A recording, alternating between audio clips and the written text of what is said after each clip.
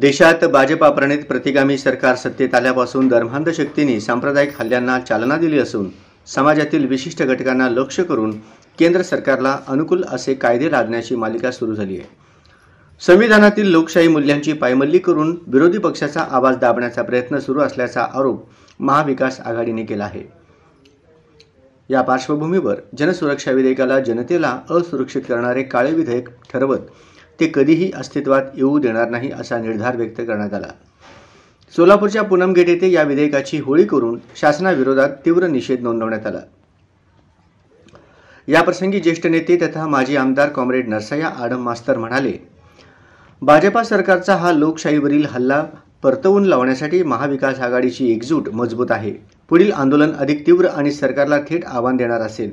या काळ्या विधेयकामुळे कायदा सुव्यवस्थेचा प्रश्न निर्माण झाला तरी आम्ही स्वस्थ बसणार नाही। 10 सप्टेंबर रोजी महाविकास आघाडीच्या नेतृत्वाखाली राज्यव्यापी आंदोलनाचा भाग म्हणून सोलापूरमध्ये निषेध मोर्चा काढण्यात आला।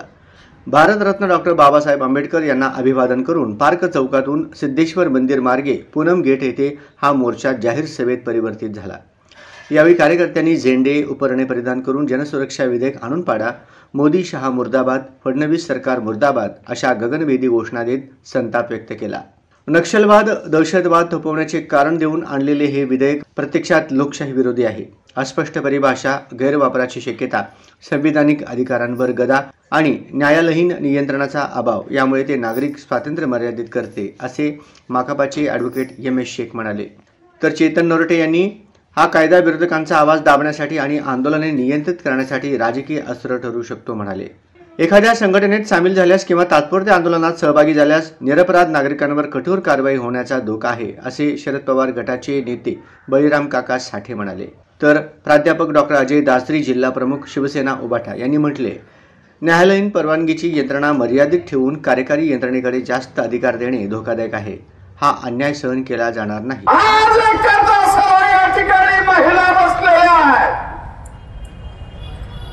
ज्यांच्या पोटी आम्हाला जन्म देतो, या सगळ्या महिला बसलेल्या आहेत।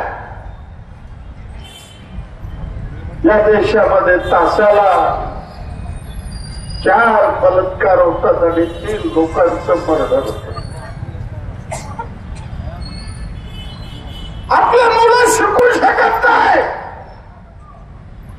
कोण गरीबाचा मुलगा 40-50 लाख भरून मेडिकल कॉलेजमध्ये प्रवेश घेऊ शकते? अशी भयानक परिस्थिती।